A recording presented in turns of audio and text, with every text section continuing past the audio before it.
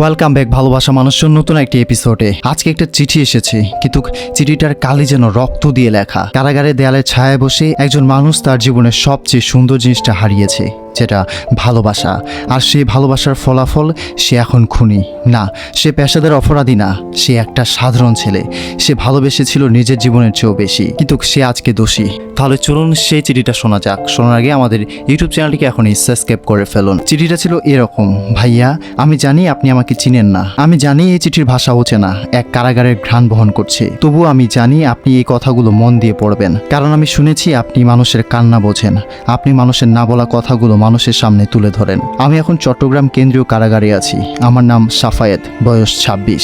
এখানে আমাকে কয়েদি নম্বর 3417 বলে ডাকা হয়। তবে একসময় একটা মেয়ে আমাকে ডেকেছিল সাফু বলে। সেই ডাকে ছিল জীবন, আর এখন সেই ডাকে আমি প্রতিধ্বনি শুনি জেলের দেয়ালের ধাক্কা খেয়ে ফিরে আসে।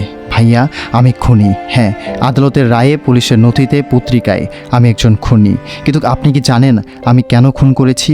আমি খুন করেছি কারণ আমি ভালোবেসেছিলাম। আমার গল্প শুরু হয় 2017 সালের এক মেঘলা দিনে। আমি তখন রাজশাহী বিশ্ববিদ্যালয়ে পড়ি, ইংরেজি বিভাগের ছাত্র। হোস্টেলে থাকতাম, গিটার বাজাতাম, কবিতা লিখতাম, খুব বেশি স্বপ্ন দেখতাম। তখন ওর সাথে প্রথম দেখা হয়। নাম ছিল আনিকা।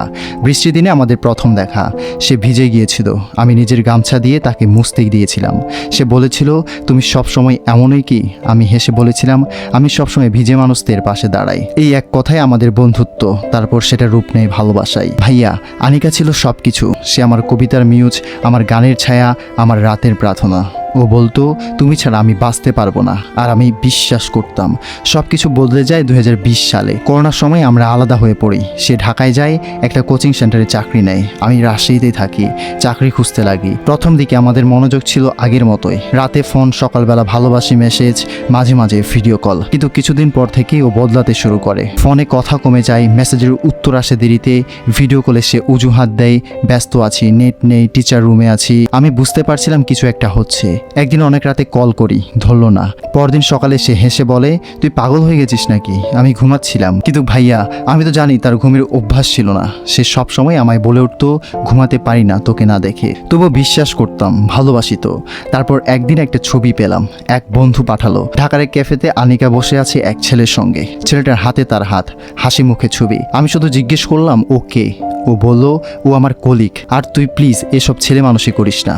আমি তো শুধু প্রশ্ন করেছিলাম, ভাইয়া, ভালোবাসলে কি প্রশ্ন করতে নেই? তারপর ধীরে ধীরে সে আমার জীবন থেকে সরে গেল। তার হাসি, তার কবিতা, তার গান, সব কিছু শেষ হয়ে গেল। কিন্তু আমার মন কিছুতেই মানতে চাইছিল না।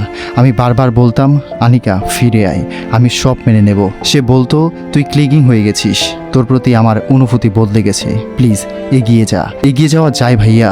যে মানুষটাকে নিজের পৃথিবী ভেবেছি, সে পৃথিবী যদি চলে যায়, আমি কোথায় থাকবো? 2021 সালের জুলাই মাস। আমি ঢাকায় যাই, দেখা করি তার অফিসে। সে আমার মুখ দেখে অবাক হয়, বলল, তুই এখানে কেন? আমি বললাম, তোর চোখের দিকে একবার তাকাতে এসেছি। সে বলল, তুই পাগল হয়ে গেছিস? আমি এখন অন্য কারোর সঙ্গে আছি, আমার বিয়ে ঠিক হয়ে গেছে। এই বাক্যে আমার বুকটা চিড়ে গেল, আমার মস্তিষ্কে যেন আগুন জ্বলে উঠল। আমি শুধু বললাম, তুই বলছিলি না আমি ছাড়া তুই বাঁচবি না? সে বলল, ছেলেরা যখন দরকার ফুরায় তখন অতীত হয়ে যায়, তুইও এখন অতীত। ভাইয়া, আমি কাঁদছিলাম, সত্যি কাঁদছিলাম। আমি তার পায়ে হাত রেখেছিলাম, বলেছিলাম, আমাকে ছেড়ে যাবি না আনিকা, আমি মরে যাব। সে বলেছিল, তুই মর, তাতে আমার কিচ্ছু যায় আসে না। সে রাতে আমি সিদ্ধান্ত নিয়ে ফেলি। ভাইয়া, আমি খারাপ না, কিন্তু সেদিন আমি পাগল হয়ে গিয়েছিলাম। আমার মাথায় ছিল শুধু একটাই চিন্তা, যে আমাকে এভাবে শেষ করলো, তারও শেষ হওয়া উচিত। পরদিন সকালে আমি ওর অফিসের সামনে দাঁড়ালাম। ও বেরোতে আমি তার দিকে এগিয়ে গেলাম। আমার ব্যাগে ছিল একটা ছুরি, আমি আগের দিন কিনেছিলাম, শুধু ভয় দেখাবো ভেবেই। কিন্তু সে আবার বলল, তুই একটা জঘন্য লোক, তোর মতো ছেলেদের জেলেই পচা উচিত। আমি আর কিছু শুনতে পারিনি ভাইয়া, আমার চোখ অন্ধকার হয়ে গিয়েছিল। আমি ছুরিটা বের করলাম, সে দৌড়াতে চাইলো, কিন্তু আমি ছুরিটা বসিয়ে দিলাম তার বুকের বাঁ পাশে। একবার, দুবার, তিনবার। তারপর সে পড়ে গেল, আর আমি দাঁড়িয়ে কাঁদছিলাম। পুলিশ এলো, আমাকে গ্রেপ্তার করলো। কোর্টে আমি স্বীকার করলাম, আমি খুন করেছি। জর্জ বলল, এই সমাজে প্রেমের নামে প্রতিহিংসা বরদাস্ত করা যায় না। আমি মাথা নিচু করে বললাম, আমি কোনো প্রতিহিংসা নিতে চাইনি, আমি শুধু চাইনি সে চলে যাক। আমার 30 বছরের কারাদণ্ড হয়। আমি এখন প্রতিদিন জেলখানার দেয়ালে তার নাম লিখি, প্রতিদিন স্বপ্নে দেখি সে হাসছে, প্রতিদিন কান্না পায়। আমি কেন বোঝাতে পারলাম না আমি তাকে কতটা ভালোবাসতাম? ভাইয়া আমি খারাপ না, আমি শুধু প্রেমে পড়েছিলাম। ভুলটা ছিল ভালোবাসা নাকি ভুল ছিল আমার প্রত্যাশা আমি জানি না। আমি শুধু জানি আমি এখন আর ভালোবাসতে পারি না। শেষে শুধু একটা অনুরোধ, ভাইয়া যদি কেউ আপনার চ্যানেল দেখে যে এখন কাউকে ভালোবেসেছে, প্লিজ বলবেন ভালোবাসা মানে দখল না, ভালোবাসা মানে অধিকার না, ভালোবাসা মানে শুধু সে ভালো থাকুক, সে যেখানেই থাকুক। আমি এই জেলে বসে শুধু প্রার্থনা করি, আনিকা তুমি যেখানে থাকো তুমি ভালো থেকো। আমি তোমার খুনি না, আমি শুধু তোমার প্রেমিক ছিলাম।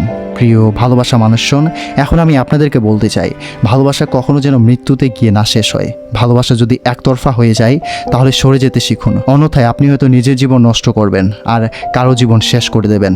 ভালোবাসা কখনো জেলখানায় শেষ হওয়ার কথা না। তবু আজ একজন মানুষ জেলের ভেতরে বসে আমাদের বোঝাতে চাইছে আমি খারাপ না ভাইয়া, আমি শুধু ভালোবেসেছিলাম। তো এই ছিল আজকের ঘটনা। দেখা হচ্ছে পরবর্তী ঘটনাতে। ততদিন পর্যন্ত ভালো থাকবেন, সুস্থ থাকবেন আর অবশ্যই সাবধানে থাকবেন।